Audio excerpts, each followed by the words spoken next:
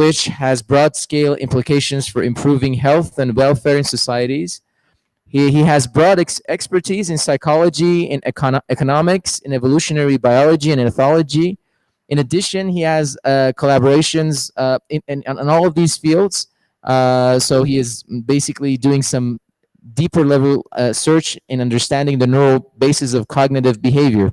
Michael received his BA at Yale University, PhD at University of Pennsylvania in anthropology, and did a postdoctoral fellowship in neuroscience in NYU. He is the author of the Leader's Brain, and more than 200 articles and a large number of citations. Currently, he is teaching also at Wharton, which is, I think, a business school. If I'm wrong, correct me, please, Michael. And including the Introduction to Brain Sciences for Businesses, the neuroscience of business. With that, I would like to give the floor to Michael, and we're all ears to hear your presentation. Thank you, Michael. Well, thank you very much for the very generous introduction and for the invitation. I want to make sure that my slides are actually sharing. Can you see the slides?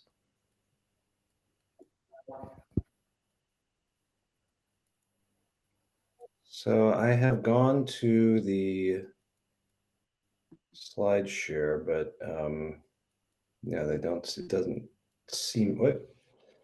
Maybe it's changing now. No, I don't. Yes, share. Okay. Now I'll try that again.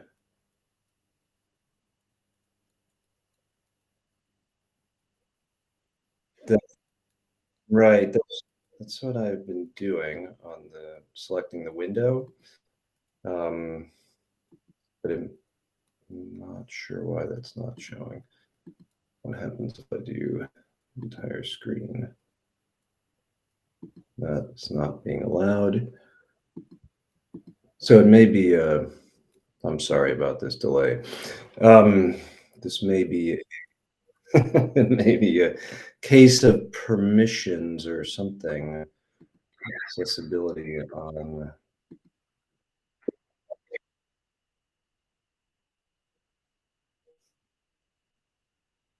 Right. I'm going to look back into my. Yeah, sorry, it's quite early here, and I was. Okay, advanced maybe. It's like I've given. Let me see if I can find that. Oh, it's in here.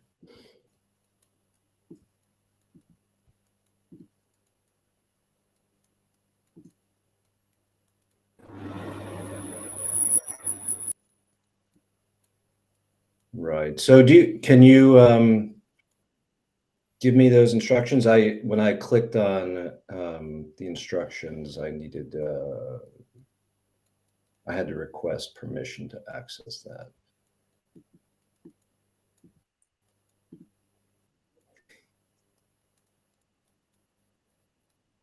That's correct. Mm-hmm.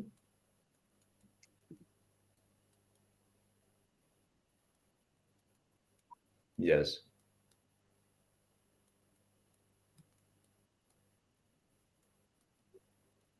Mm-hmm. Right.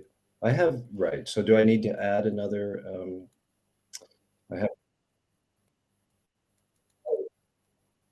It is ticked. So that I had.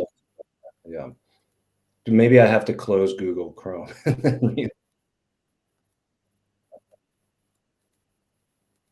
Okay. Sorry about that.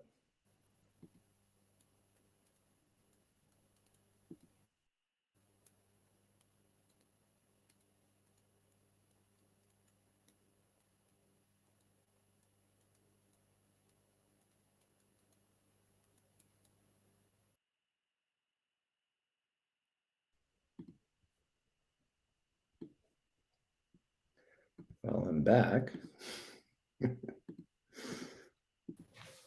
There we go. I can see that.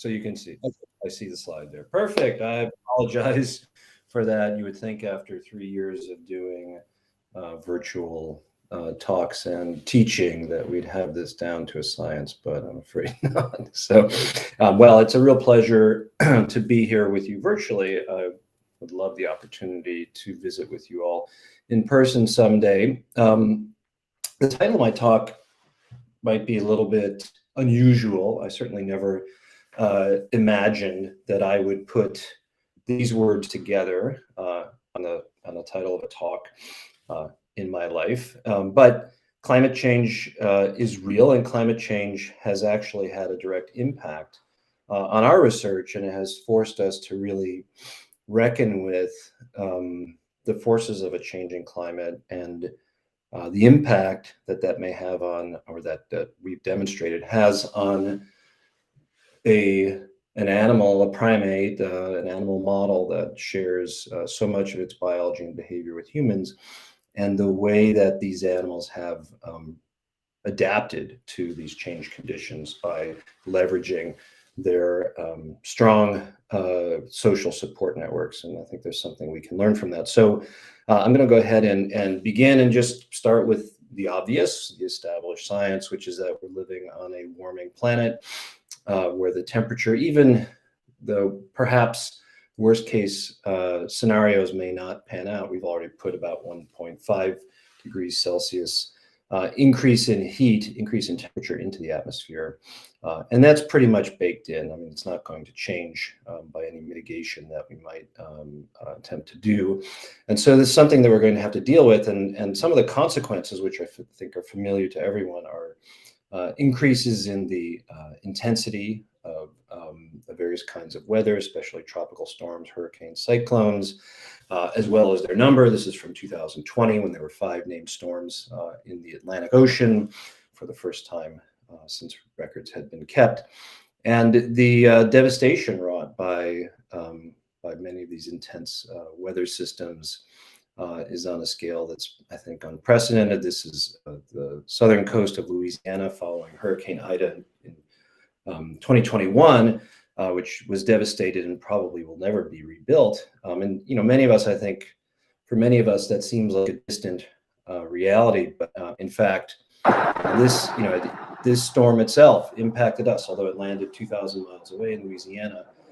Hurricane Ida made its way up the East Coast and unleashed torrential rain. So this is actually there is, where those light posts are, a running path along the Schuylkill River here in Philadelphia, where I run and I ride my bike and rollerblade, and it's under 10 feet of water, and the water actually came up the hill pretty close to our house. So that really, I think, made climate change and its potential impacts very, very real to us, even though we're pretty far away from where most storms land. And it's not just tropical storms and cyclones, but other aspects of intensification of weather. This is a view from San Francisco a couple of years ago during wildfire season, when basically every year now along the West Coast we see an intensification of these fires, which are much more massive and much more destructive due to the increased energy that's been put into them by changes in heat, as well as by lingering drought across the west of the United States. And this is climate change impacts are especially affecting vulnerable people who live largely in the southern hemisphere, causing mass migrations of people, for example, from Central and South America to the U.S., with a very major impact on our own political polarization. And this is something that's an ongoing issue for the U.S. government, and will define politics, I think, for decades to come. And as I said before, no matter what we do to mitigate the impacts of climate change in terms of reduction in emissions of greenhouse gases, at least 1.5 degrees of heat has been baked into the atmosphere. So we're going to have to deal with this altered landscape for decades to come. Now, the kind of silver lining here is that when these extreme weather events or other kinds of natural disasters occur, this often awakens the better angels of our nature. When people come together and cooperate, to help people who faced devastation or hardship. And this is often associated with actually a kind of warm glow, a good feeling that helps to sustain these collaborative efforts. And a study I thought that was really interesting that came out in 2022, looking at the association between prosocial behavior and well-being across all continents, and basically finding, and this is self-report, but that people feel better when they engage in more prosocial behavior. So a really nice feedback loop in terms of the feelings of reward, the feelings of a warm glow that can sustain the kinds of collaborative and collective efforts that are going to be necessary to address climate change, although on a much grander scale. Now, when I see associations like that and look at the relationship between feeling good and doing good to support collective efforts, that immediately brings to mind the work of Emil Durkheim, pictured here, who was really the father of sociology, working in the 19th century. And he was super interested in the observation that across all cultures on this planet, we all engage in rituals, collective behaviors that are really hard to explain in many ways. And his, like, so whether we're gathering together to sing or to dance or to engage in religious rituals and festivals, is kind of hard to explain. And Durkheim suggested actually the whole purpose of this coming together was to promote and sustain collective behavior and cooperation. And he coined this really wonderful term, collective effervescence, to describe the sort of the feeling we get when we do things together rather than do the same thing alone. So, for example, we can watch a movie at home alone on our own, on our phone, but it's a much different experience when you go to do that in person with dozens or hundreds of other people. So this collective effervescence, he theorized, was actually the glue that knit people, that kind of got people to work together and to collaborate and not fight. And but until recently, the mechanism kind of underlying this collective effervescence has been unknown, despite the fact that we continue to see people engaging in various kinds of collective behavior that, at least according to some studies, is actually associated with increases in well-being as well. For example, going to live music events is associated with higher well-being amongst participants. Well, in the last 5 to 10 years, a candidate mechanism for collective effervescence has emerged, and this biological marker or biomarker of connection is something we call physiological synchrony or brain synchrony. And the observation is that when we come together with other people, that our brains begin to resonate, so that patterns of activity in one individual's brain come to be more similar to patterns of activity in the partnering individual's brain, if they're cooperating, if they're working together. And this sort of physiological synchrony, which we think is indicative of a shared mindset, that we're processing information in a very similar way, seeing the world in a similar way, having similar values and goals, and interpreting the sensory world in a very similar way, can percolate down to our emotions too. So if we become positively engaged with each other, this will change our arousal levels, percolate down to our peripheral systems. And so our hearts may begin to beat together, we may begin to breathe together and move together, and then actually attend to similar things in the environment together, which kind of serves as a feedback loop. This is theory, of course. And one of the really amazing observations, it's been made multiple times now, is that you can kind of run this process in reverse, in the sense that if we move together, if we breathe together, and there are a variety of ancient traditions that encourage these practices, this can help to entrain our physiology so that we begin to show similar patterns of physiological and brain activity, which has been associated with a number of very important pro-social outcomes. So increased cooperation, enhanced communication, better teamwork, and just an increase in the sort of sense of psychological closeness. And we've been at Wharton Neuroscience Initiative exploring the ability to use physiological synchrony as a biomarker of team chemistry. So working in sports, for example, with the Penn rowing team, we showed that when rowers have higher physiological synchrony, their performance is better.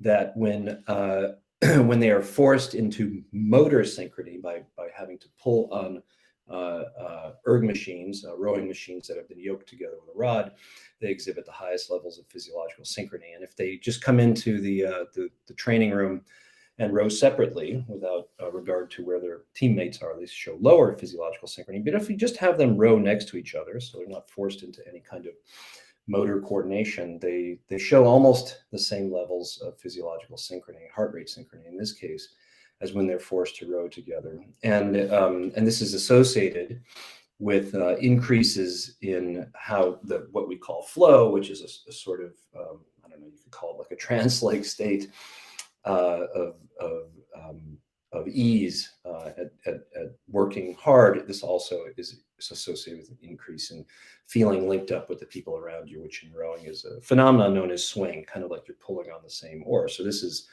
suggests that training together, any opportunity to train together, is an opportunity to build team chemistry together. And we've shown that this biomarker of physiological synchrony extends to other kinds of high stress, high performance situations. So for example, when we ran experiments using a task called the hidden profiles task, which is a very difficult, challenging collective decision-making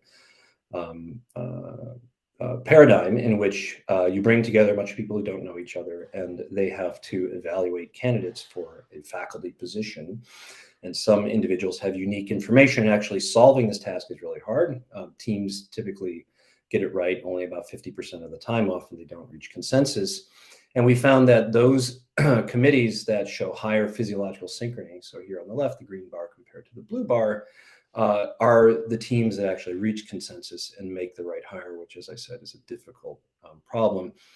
Those committees that have very low physiological synchrony tend to not be able to reach consensus.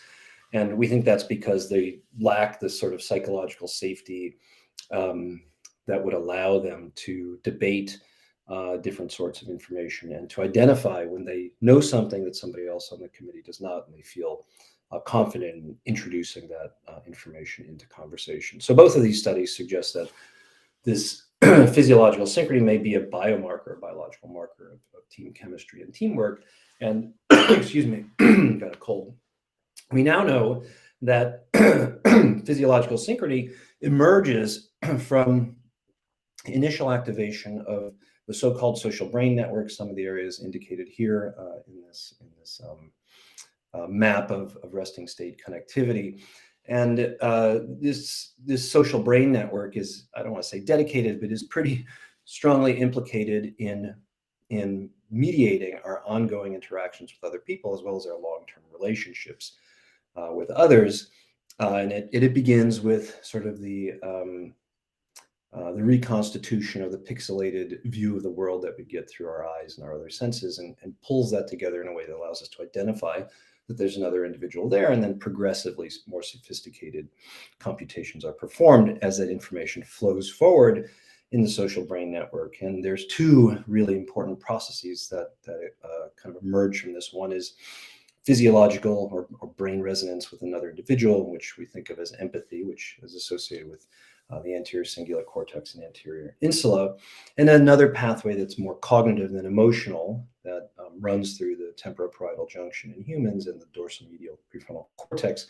And these areas are tasked with forming a mental model of another individual's mental state. So what do they find important as indexed by what they're paying attention to? What do they know? Are they a cooperator? Are they trustworthy? And then these two streams of information processing come together in the ventromedial prefrontal cortex to inform the calculation of value signals that shape our decisions, whether we approach that person or avoid that person, whether we cooperate, whether we cheat on them. And then, of course, this whole system learns from the outcomes of those interactions. Basically, did they go better than expected, worse than expected? And that error signal is fed back into the system to make it work better, hopefully the next time around. So that's the social brain network.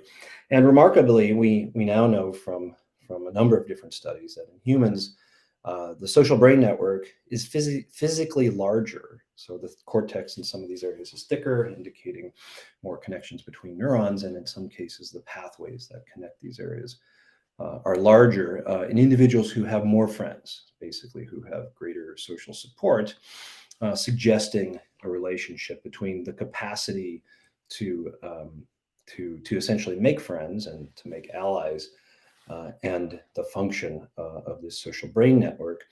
And that ties in really nicely with epidemiological observations over the last couple of decades, indicating that people who have more social support, so either more friends or deeper friendships, live longer, healthier, happier lives, and they also make more money because strong social skills are really important for business as well.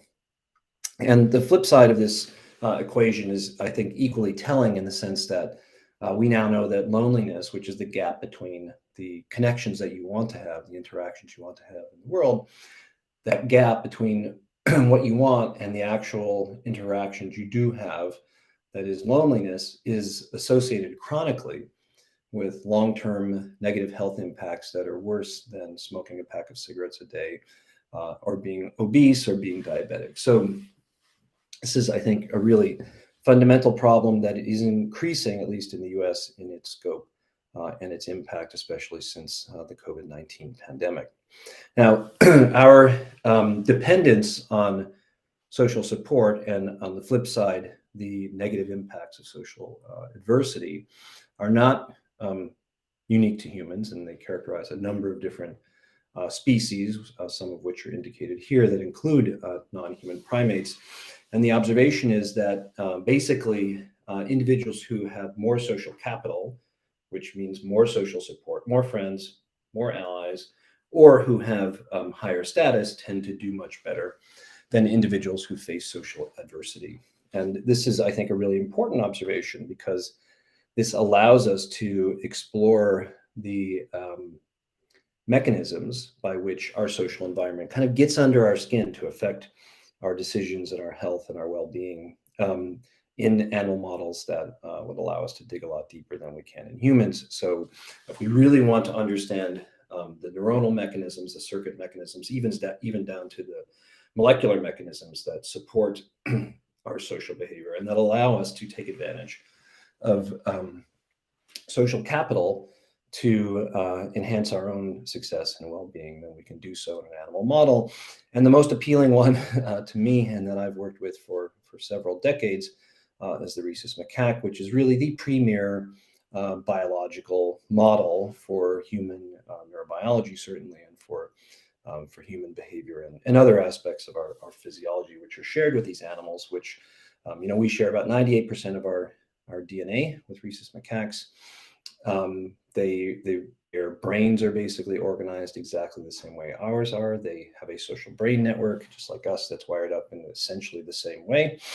And their social behavior is very similar to ours. So they live in large multi-male, multi-female groups in which status and the ability to form alliances is a clear predictor of success in these animals. And they spend, if they're not eating and they're not traveling,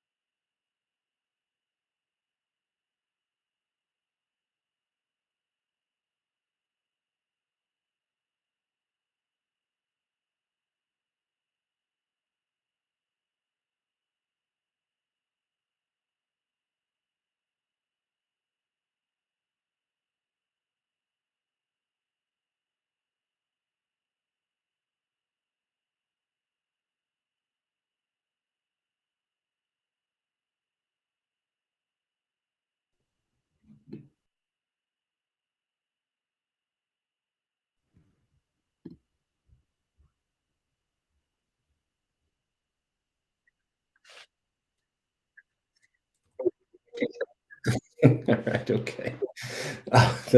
That's fine. I'm not sure at what point in this talk we got to. Okay, great. Okay, so maybe here. Okay, okay, great, great. So yes, so there's similarities biologically and behaviorally between rhesus macaques and humans, which makes them ideal for exploring the underlying mechanisms involved in translating kind of our social environment into decisions and also into long-term health and well-being. So, and one of the behaviors that rhesus macaques engage in whenever they can is this, which is grooming behavior. And you can think of grooming as kind of going and getting coffee with a friend. It's an investment in a relationship, and the more time two monkeys spend grooming each other, the more likely they are to come to each other's aid in interactions like this one, which happen all the time. Rhesus macaques. So basically, fights either between groups or within groups over resources, over potential mates, over space. And for these reasons, oops, sorry, there's a really strong relationship, as I'll show you in a few moments, between the ability and inclination to form strong social ties with others and the success that these animals have in their daily lives. Now, for many years, we have been exploring the mechanisms underlying the basic aspects of social perception and social attention and social decision making. And in the last 5 years, we've really been able to develop what I would have more than a decade ago thought were really impossible tasks for monkeys to learn, but that allow us to explore a lot of the sort of the aspects of cognition and emotion that allow them to navigate very complex relationships within their environments. And so one of the features of macaque social lives that's so similar to ours is that they form differentiated relationships that are interwoven and interlaced across a social group. So their important factors are their status, who is kin, how many relatives they have around, and then the number and potency of friendships that an animal has. And so navigating these relationships, and we know from many, many decades of field studies that monkeys know these relationships. They know who's related to whom. They know who's ranked higher than another individual, and they know who is friends with whom. So understanding how they navigate those relationships, which are so complex, uh, we've been able to pursue in the past, I don't know, 5 years or more. And the way we do it is through developing tasks like this. And these are monkeys on the left playing a version of the classic economic game chicken. We have humans playing the exact same game on the right. And essentially what we've got here, and we published this paper in Nature Neuroscience a year or two ago, you've got two monkeys, the sort of blue monkey and the purple monkey, indicated by their hats, who are each driving two circles, two cars, the blue circle and the purple circle. And then there are arrays of tokens that indicate how much juice they could get for going forward or turning away. And there's always a temptation to go forward because you would get more juice by doing so. But if you both go straight, then you crash and nobody gets a reward. So there's also a temptation to turn away to kind of minimize losses. However, our version includes this white bar, which is a cooperation bar. So if the two monkeys can coordinate together, then they can push that white bar and unlock bonus tokens. So they basically both are ensured of a medium-sized reward. The dots inside the car provide a signal, a cue to the other monkey about basically what the monkey who's controlling that circle is sort of intending to do, because those dots are associated with the direction they're pointing their joystick. And so that's a signal that they can convey to each other about intentions. And what we found, and sorry, and there's a lot of kind of background to this, which I can discuss later, but I want to compare that to a different paradigm that we've developed in the past few years, which is more open-ended and resembles more of the kind of complex back and forth negotiations that occur in many different kinds of social interactions. So if you're a fan of soccer, of football, you'll recognize this as a very simple version of that game where there's one individual controlling the blue ball, who is the attacker, and the other who is controlling the red bar, which is the goalie. And the objective is for the attacker to get the ball past the goalie, and then they get a reward. And of course, the goalie needs to block the ball in order to get a reward. And remarkably, humans and monkeys are basically indistinguishable in their performance in this task. They develop very similar patterns of behavior, and the complexity of their strategies is very similar and depends on the social context. And basically, the sort of take-home message here is that to be a really good attacker, you have to hide your intentions. And so, both monkeys and humans make many movements to obscure exactly where they're going to take the ball at the end of the trial, and then they have to use very acute timing to do so to get past the goalie. And goalie performance is dependent on basically being really good at predicting what the kicker is going to do based on their movements on this trial, but also the history of interactions with that individual. And in humans, goalie performance is pretty strongly, at least significantly correlated with theory of mind abilities, which have been assessed using standard psychometric questionnaire approaches. So in order to understand the computations that the brain must perform to support the behavior of monkeys and humans in these two different games, we developed computational models. So the one on the left is the model we developed to explain the behavior of monkeys playing chicken. And essentially what we did was to begin with a very simple model, which is just based on reinforcement learning that fails catastrophically. We add counterfactuals, basically what the monkey could have had he acted differently. That fails to explain their behavior. And ultimately, we have to create a model of really high sophistication that includes what we might call secret sauce, which is something very similar quantitatively to theory of mind in humans. So it includes understanding or an appreciation of the game from the opponent's perspective. What are their the utilities for their different actions, and then tracking the tendencies of your opponent. Are they a cooperator? Are they a cheater? And how much have they deviated on the last trial, for example, from their traditional strategy? So that's what we need to explain the behavior of monkeys. So it's pretty complicated.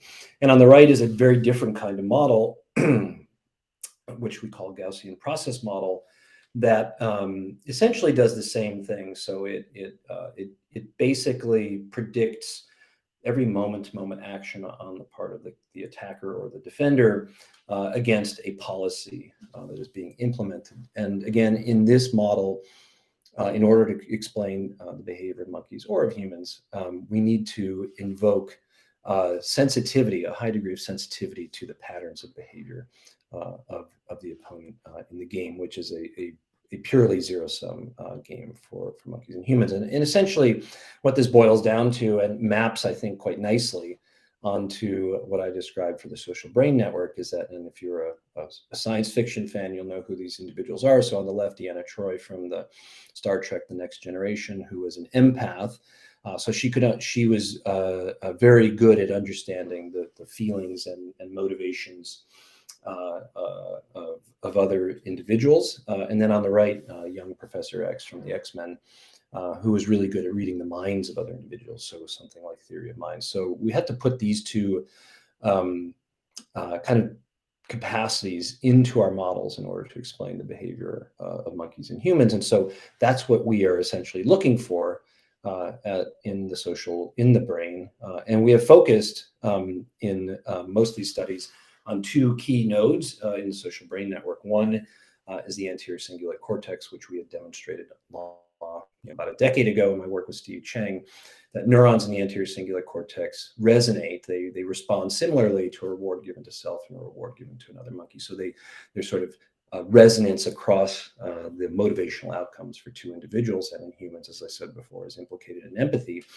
And then the other area we have been recording from is a part of the temporal cortex in monkeys, the mid-superior temporal sulcus, or mid-STS, which has long been known to contain neurons that respond selectively to various kinds of social stimuli like faces and bodies and eyes.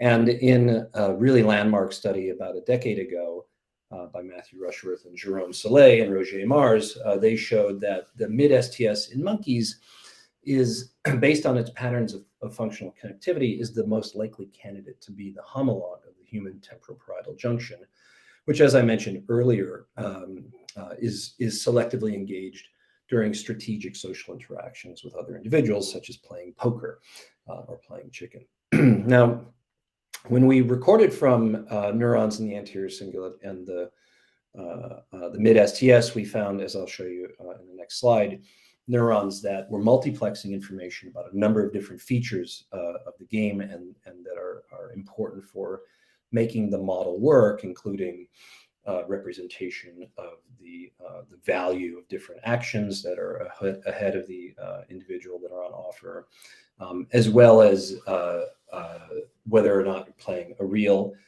live monkey or a decoy monkey who is just sitting there while the computer is actually generating the responses. And we were really excited when we found that there were neurons in the mid-STS that were selective for rewards that were achieved through cooperation, so they're through collective action. So here's a neuron that responds much more strongly to a reward that was achieved through cooperation than the same size reward here in orange that was achieved just through selfish behavior. And in fact, across the population of mid-STS in green and anterior cingulate in red hues, again, we found multiplexing of information that's really important for driving the model. And so it goes well beyond just social, sensory social cues, visual cues to the presence of another animal. And in particular, we found that there was a very high proportion of neurons, 40% of neurons in the mid-STS were selected for cooperation, which is about 2 or 3 times what we saw in the anterior cingulate cortex, suggesting, with a little bit of reverse inference, that cooperation may be much more a strategic kind of interaction rather than something that's driven more by emotional responses. Now, in our soccer game, as I mentioned earlier, the complexity with which a human plays depends on whether they're playing a live opponent here in blue and pink as attacker and defender, or playing a computer, which individuals do not make as many redirections per trial, which is the attacker's strategy for concealing their intentions.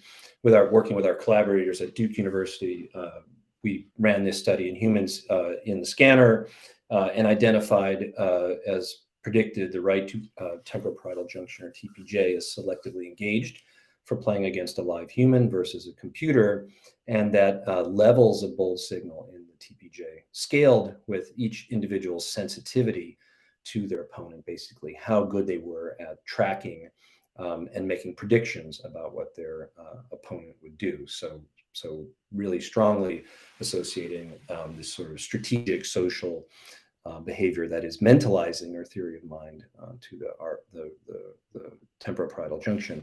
We found very similar patterns of behavior in monkeys in the sense that they were much more deceptive, so to speak, when they were playing a live monkey than when they were playing a decoy monkey. So that's very hard to read here, I know, but the sort of dark blue versus the green, or the brown versus the beige. But remarkably, monkeys achieve the same level of complexity in their strategies when they were playing a monkey who was in another room, so playing across the internet. So there were no physical social cues to the fact that they were playing another monkey. All that was there was the mind of the monkey that was driving the behavior. So this, I think, raises some really interesting questions about what social really means. And I think for a long time we've kind of assumed that social had a lot, any kind of social interaction is defined by the kind of physical presence of another individual. Whereas this data suggests that a lot of kind of our strategic behavior in social settings emerges from the complexity of the agent with whom we're playing.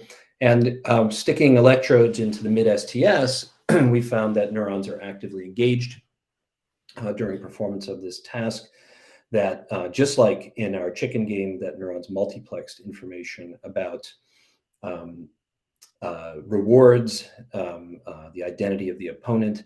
And in particular, what we found that was really exciting is that neurons responded equivalently, dark blue versus light blue, whether or not there was another monkey present. So as long as the opponent was executing a very complex policy, even if they were in another room, so there were no physical social cues at all present, these neurons responded in a very similar way. Whereas playing against a decoy monkey who's sitting there across the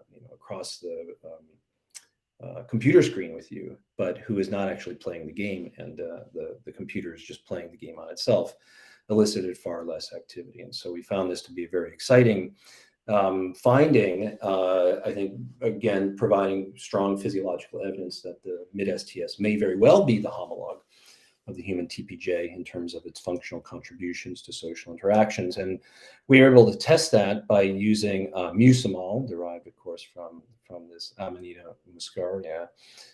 Use mucimol, a GABA agonist, to temporarily inactivate the mid-STS in monkeys.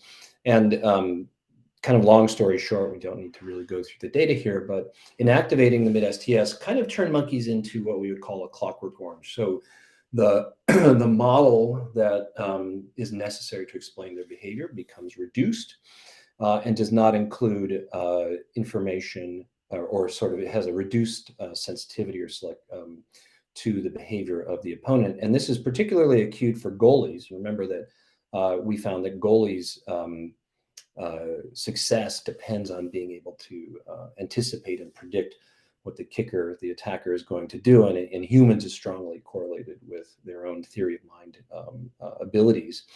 And we find that goalies' performance is significantly impaired, and that when they are treated with mucimol and activate the mid-STS, this just reduces the complexity of their behavior. So I think providing causal evidence, functional evidence that the mid-STS is performing computations that support complex strategic social interactions in a way that's very similar to what the TPJ does for humans. So that's kind of the work that, a very, very brief summary of a lot of the work that we've been doing over the last 5 years or so in the laboratory, looking at complex social interactions and decision making. And for actually the last 17 years, we've been endeavoring to understand how these mechanisms that we've been exploring in the laboratory actually support natural social interactions. And we've been working on this island pictured here, Cayo Santiago Island, which is off the coast of Puerto Rico. And on Cayo Santiago, there are roughly 2,000 rhesus macaques who are living more or less undisturbed. There's no veterinary intervention. The animals are derived from a founding population of 400 that were transported there from India in 1938 to serve as a breeding population for for biomedical research in the United States. And Cayo is a really amazing place because the animals engage in natural behaviors. And those behaviors matter because monkeys who, for example, as I'll show you in a moment, who have more friendships will be more likely to survive, to produce more surviving offspring. And at Cayo, we have individuals who are research assistants who are on the ground following monkeys one at a time for 10 minutes a day and recording every single behavior they engage in and with whom they do that. And then once a year, it's actually going on right now, we have a big monkey rodeo where we will trap hundreds of monkeys over the course of 6 to 8 weeks and take various kinds of biological samples, including blood, from which we spin out DNA. We've got DNA on more than 1,000 monkeys. We've sequenced them, fully sequenced about 400 monkeys from this population.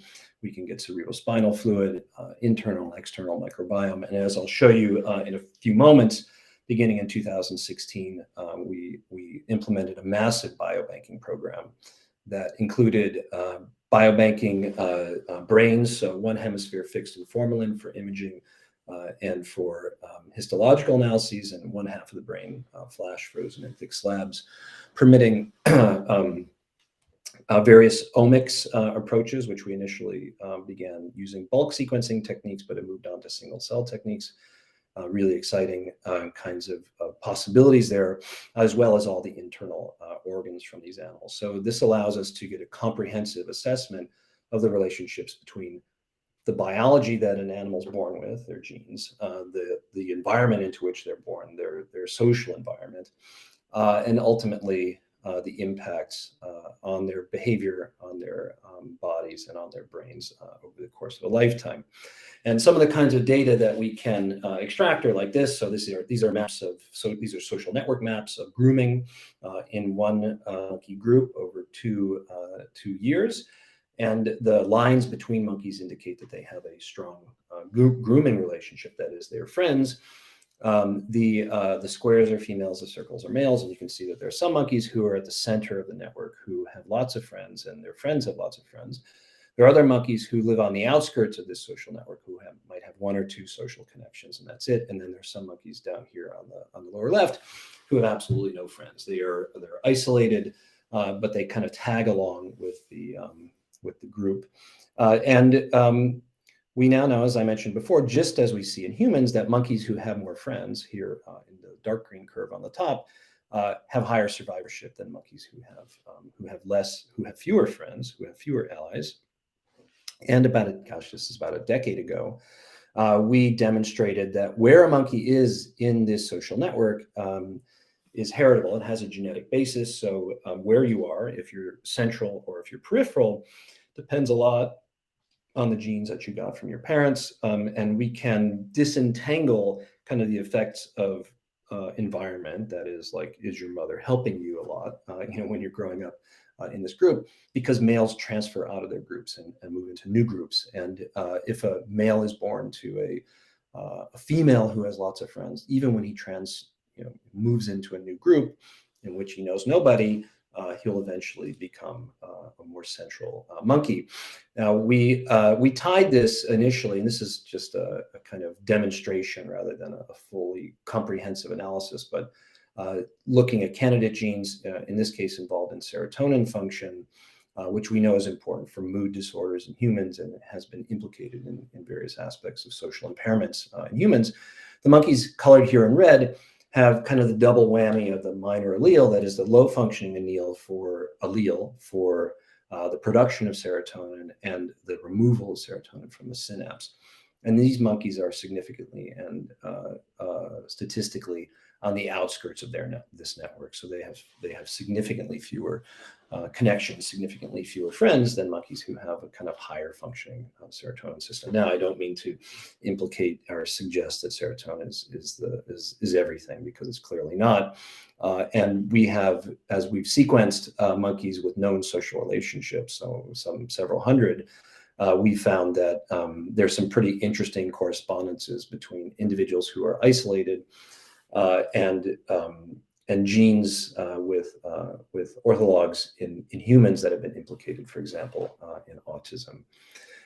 In last year, leveraging the biobank effort that we began in 2016, we showed that just as in humans, in monkeys, 2 or 3 different components of the social brain network indicated here. The mid-STS, where I had shown you those recordings with neurons that were carrying a rich array of social information needed to guide the kinds of complex social behaviors we see in the lab and in the wild. The mid-STS, the anterior insula, and portions of the caudate nucleus are systematically bigger in monkeys who have more friends. So 2 areas that we believe are involved in kind of both the cognitive aspects of representing or forming a model of another individual's mental state, and the kind of emotional aspects that are responsive to and resonate with the motivational significance of various kinds of interactions for other individuals.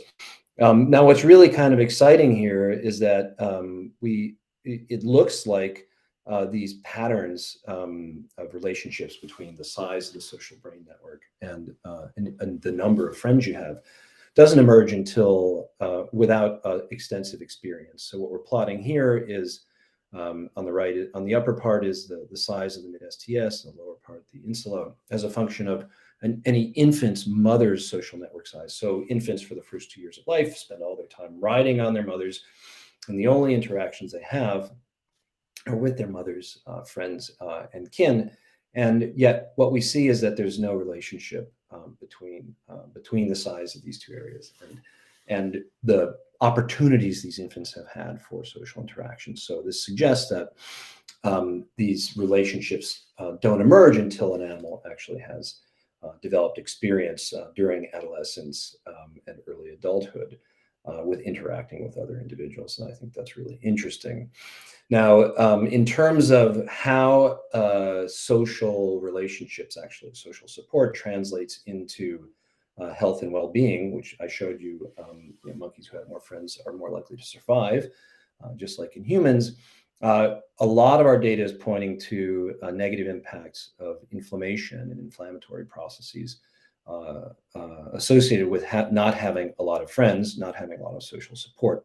So what we're showing here is differences in white blood cell count in individuals who have fewer friends. So they have seemingly a poor immune system. In a more recent study, which we published last year with our colleagues at Arizona State, interrogating gene expression across a wide array of different areas here, both cortically and subcortically, many of which are part of the social brain network. We found that that basically there are patterns of gene expression that are associated with aging, and developing a molecular clock based on this data. We're able to show that one really important aspect of social capital that I described earlier, which is having a high social rank, which tends to be, in many cases, can be related to how many friends you have, at least for females. Individuals who are higher ranking actually have younger brains transcriptomically than monkeys who are lower or mid-ranking, okay, suggesting, this is one indication or one molecular signature of the way that social capital can translate into long-term patterns of success and health and vitality. Okay, so this is about climate change in the social brain. So I want to bring our attention back to this question, and it really was, as I said before, it wasn't something that we were set out to study, but rather it was imposed upon us. So in 2017. Hurricane Maria, pictured here, which was a Category 4 storm, when it came ashore on the mainland of Puerto Rico with 160, 165 mile an hour winds. It was absolutely devastating, and 3,000 people at least lost their lives. The sort of physical and economic ruin really hasn't been completely addressed. And the hurricane itself unleashed a tidal wave, so to speak, of mental health crises, so increasing rates of anxiety, depression, and a massive increase in suicides across the population of Puerto Rico. Now, this hurricane actually hit our Monkey Island first, and this is a helicopter flyover from about 2 days later. We hired a helicopter to go check on all of our research assistants and then on the monkeys. And you can see that it's like a bomb went off on Cayo. It's actually more like 170 mile an hour winds. When it hit the island, it destroyed all of our research facilities, destroyed the freshwater systems for the monkeys. Remarkably, all of the monkeys survived this hurricane. We're not quite sure how they did that. They probably hunkered down on the leeward side of the island to escape the winds, but you can see that the impact on the island was absolutely devastating, and in particular, the vegetation was completely destroyed and has really not fully recovered. So there was an uptick in deaths, which over the ensuing month, because monkeys were living on seawater and eating seaweed before we could get these systems back in place, and they had lost much of the natural food that they would find on the island, and so they're provisioned with actually monkey chow. This is just documenting here on the top from satellite imagery, not satellite, well, yeah, showing the loss of greenery, the loss of cover. And on the bottom here in B, you can see that quantitatively on the red dashed line is Hurricane Maria. So there's a massive loss in greenery, in foliage. It still hasn't fully recovered. And one of the major consequences here was a real significant increase in temperature. So it's about 8 degrees hotter Fahrenheit on the island now than it was before the hurricane. And this is a kind of condition, increasing heat, that humans are actually confronting in a very serious way, as we're seeing seasonally in the Indian subcontinent. We see here in the US and parts of the Southwest United States where it's impossible to work outside during the day, leading to people having to actually do their work outside at night. And the beauty of this research facility is that we've been able to continue to collect behavioral data, to collect physiological data, to collect biological data. We've continued our biobanking program every year since the hurricane. And the hurricane and the aftermath, the changes, the devastation to the island have had a massive effect on the sort of health and vitality of these monkeys. So what we're plotting here is hip flexibility. So if any of you are like me, I'm 55 years old, my knees are not so happy anymore and are becoming rather inflexible and arthritic. And you can see that in monkeys here in blue, sampled before the hurricane, that their joint flexibility is still pretty good. It's about 95% of maximum until they're pretty old, until they reach middle age, and then it declines. The red curve represents monkeys sampled 1 year after the hurricane, and you can see that their hip flexibility is worse as even a youngster than we see before the hurricane in really old monkeys, and that gets even worse the year after, which is indicated in green. So this is having massive wear and tear on the monkeys' bodies, and this appears to be resulting again through inflammation. So here's a plot showing some significant increases in the size of the liver and spleen, which are involved in various kinds of inflammatory processes, especially in the year immediately following the hurricane. And in a paper we published last year, which looked at patterns of gene expression in the blood of monkeys who had either gone through the hurricane or did not go through the hurricane, what we find is that there are genes that are systematically turned on. So up here in the upper right, especially in purple, are significant, and genes that are systematically turned off as a function of exposure to the hurricane and its aftermath. And these patterns are very similar to what we see with natural aging. And the genes that are turned on significantly when you get older are ones that are involved in inflammatory processes, and we see those elevated in expression after the hurricane. And there are other genes here in the lower left that get turned off when we get older, that are involved in DNA repair and basically keep us from getting cancer. And these genes are turned off also by going through the hurricane. So going through a hurricane essentially is like aging biologically, and we calculated that using a molecular clock. And what we're showing here in brown relative to green is that monkeys who survived the hurricane are on average about 2 years older than monkeys who did not go through the hurricane. And this is the equivalent of about 8 years of human life, which I certainly wouldn't want to experience.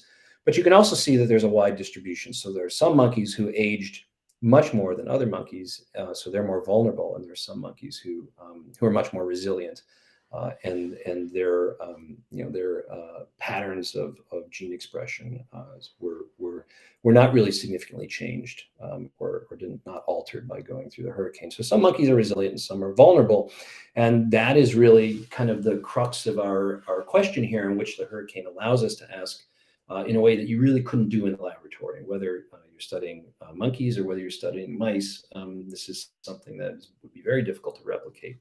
If we look at the monkey's behavior following the hurricane, and the behavior is their sort of first line of defense, that's what they can deploy most rapidly to address the completely altered landscape in which they find themselves. And here on the left, looking at these social network plots for two different groups of monkeys.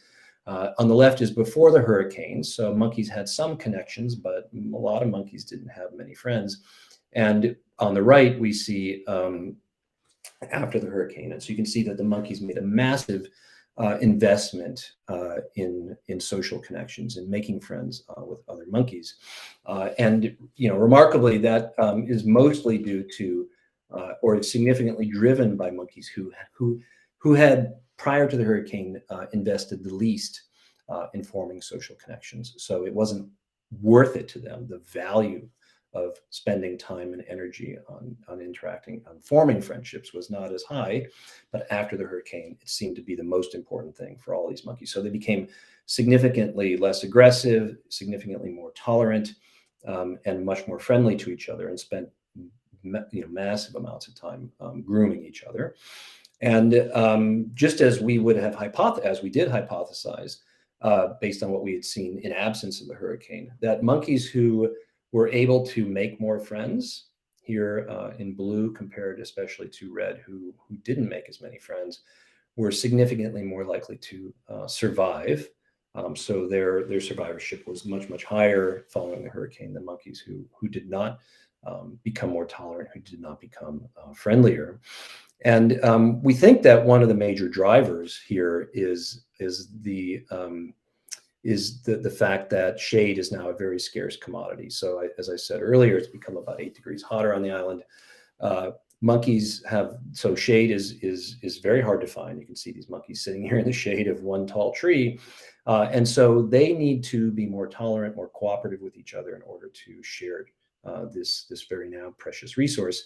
And that's a really interesting observation, because another way for monkeys to try to kind of survive this would be to just be more competitive, to kind of fight it out. But rather, what we see is kind of more collective behavior and friendlier behavior to share this precious resource. And it's kind of really eerie to think back to what we saw in the Indian subcontinent here on the right last year during the really intense, really deadly heat wave that hit the subcontinent. And here are people congregating under an overpass to share the shade. This is a sort of advertisement to stay tuned to the work that we're doing, because as I mentioned earlier, our biobanking efforts included brains of monkeys sampled before the hurricane and after the hurricane. And we have been doing those analyses, and the paper is in preparation. And this is just to show you that there are a number of different parts of the brain that differ in monkeys who went through the hurricane versus those who did not. And a number of these areas are ones that have been implicated in social interactions, like the anterior cingulate, or actually the whole cingulate gyrus, as well as portions of the superior temporal sulcus. And there are other areas, including the hippocampus as well. And we're really still digging into the data, but stay tuned, because this is going to be very exciting and something that, again, I think is unique to the biobanking effort that we have against the backdrop of this massive externality, which was Hurricane Maria. So what I'm showing here on the left, I said this already, which is the relationship between how much each individual monkey intensified their grooming behavior, how much energy and time they invested in forming new friendships, against how many friends they had prior to the hurricane. It's interesting, because it's precisely those monkeys who didn't have as many connections beforehand who found it to be much more valuable to make friends after the hurricane. And that's really, I think, interesting when we look at that against data from, again, about a decade ago, from the work of Matthew Rushworth and Jerome Soleil and colleagues at Oxford, who basically took monkeys who were living alone, measured the size of various nodes in their social brain networks, and then put them into different size groups.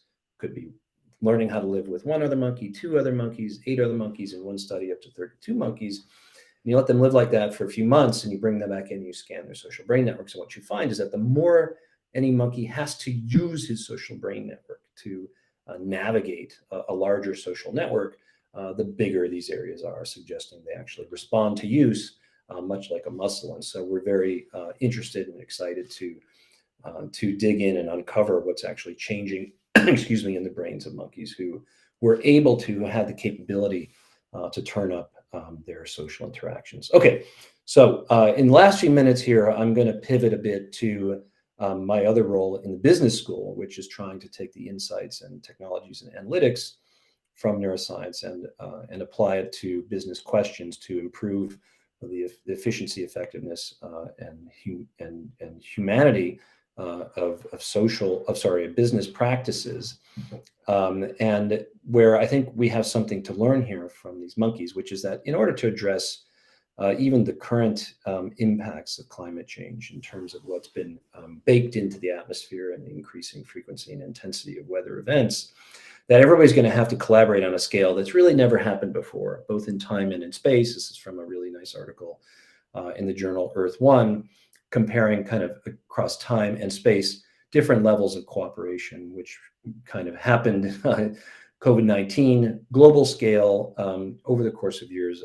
How collaborative that really was, I think, is open to debate.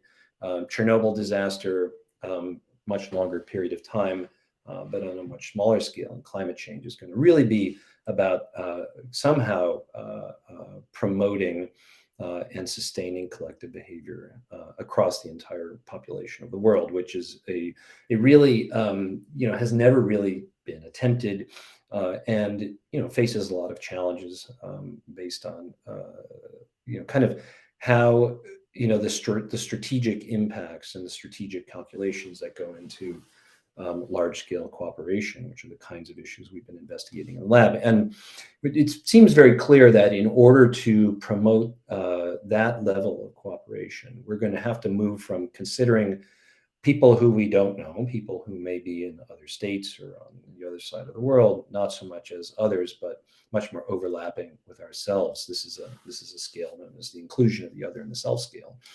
And we know that people are much more cooperative with people who they view as being much closer to themselves, right? In fact, overlapping, such as you would see for a member of your family. So somehow we have to bring the entire planet into this sense of family. And what's clear is that giving people more information about the deadly impacts, about the kinds of behaviors that they could engage in to mitigate these impacts or to really adapt, giving people more information does not make them more cooperative. And perhaps even the opposite. And so we have been instead, I've been really moved by drawing inspiration from what brand strategists have been able to do. So, I've spent a lot of time in the business school trying to understand how companies like iconic companies like Apple and Coca-Cola, for example, can instill such strong connection, such strong identification that people are willing to carve their logos into their hair or get tattoos. So it really becomes a part of themselves. And we got really interested in this question, which we've been pursuing in a number of different ways. But we were really motivated by the example of Apple, which is a company that has created such strong loyalty on the part of its customers that people who buy an iPhone will never switch to a Samsung Galaxy phone, for example, whereas individuals who buy various kinds of Android phones show much lower brand loyalty. And we got really interested in this sort of difference in social and emotional connection between brand and consumer. And we literally compared the brain responses. And we've used a number of different techniques, including brain imaging and EEG, which definitively show that Apple customers respond to news about their brand. When it's positive news, it's like joy for a loved one. And when it's negative news, it's like shared pain for somebody that you love. So these are indicative of empathy, a strong social and emotional connection or resonance. And we see nothing like that at all in Samsung Galaxy customers. So Apple has found a way to connect with its customers that I think can be very, very instructive for us as we try to build a sense of empathy and strong connections between people across the planet in order to support the sustained efforts that we'll need for climate change to mitigate really the impacts of climate change and the disasters that are going to continue to occur on a massive scale. And I think there's some precedent for this. I mean, which I draw inspiration from this endeavor, which on the left is a painting of a part of what became Yellowstone National Park, undisturbed nature, called the Devil's Slide. This was made in the 1870s, I think. And this painting was brought back to the U.S. Congress, and people were so moved by it, by undisturbed nature, that they actually created the national park system in the United States, and the first national park in the world, which is Yellowstone. So, and actually, this painting continues to hang in the White House. So it's a real, I think, piece of history, and at least to me, gives us some hope that by leveraging the real talents of people who can make us as people connect with a company, with a brand, in the same way we connect with loved ones, that they can allow us to, or enable us to form very similar connections, kinds of connections with people we don't know, or even with the planet itself. And I'm going to go ahead and wrap up, so I know that we have some time for questions. And if you're interested, and I didn't have time to show it today, one of the really exciting things is kind of the bringing together of the work we're doing on the island and the work that we're doing in the laboratory. And we have a really exciting paper that should be coming out soon, where we've recorded wirelessly the activity of neurons in various parts of the social brain network in monkeys who are freely socializing.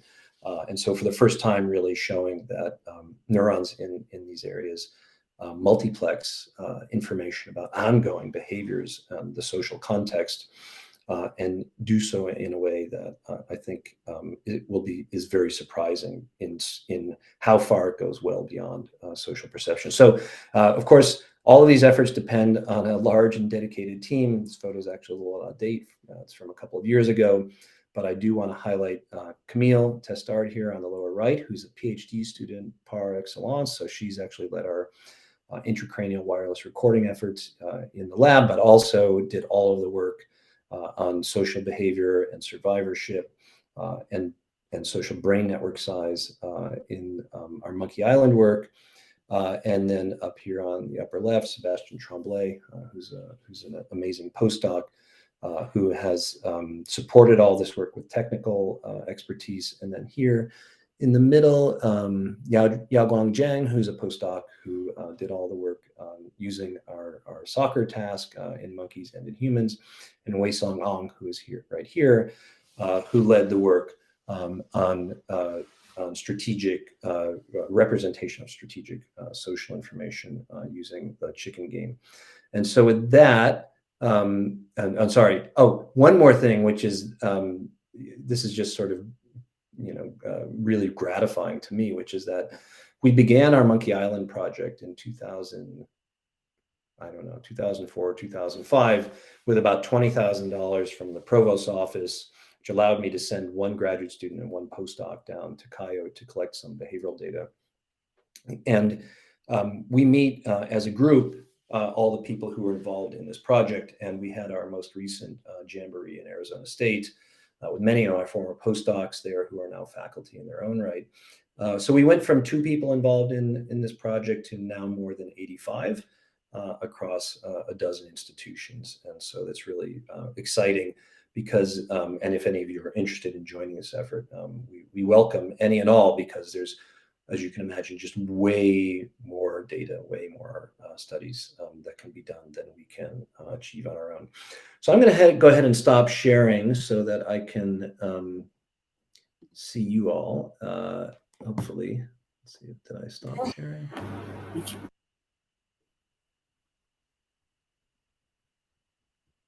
So that we can take questions. WW. Michael, Okay. can you hear me? Hello? Hello?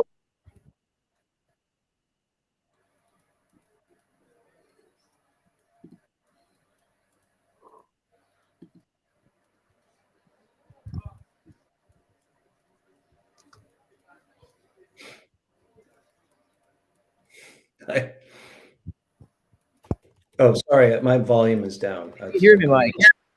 Okay. Can you hear me? I can hear you. I apologize. I turned it down for the helicopter video, which can be quite loud. Could I introduce a book in the area of brain and society? I see in the chat. So I would actually recommend my own book, which I just, well, it was published in the last 2 years, which is called The Leader's Brain. And it basically it's largely focused on brain and society, but it's especially social neuroscience. And it begins with the work that we've done on Monkey Island. But it is an exploration of how we can use findings from contemporary neuroscience to inform best business practices, best management practices, as well as implications for policy and for society. So it's very exciting for me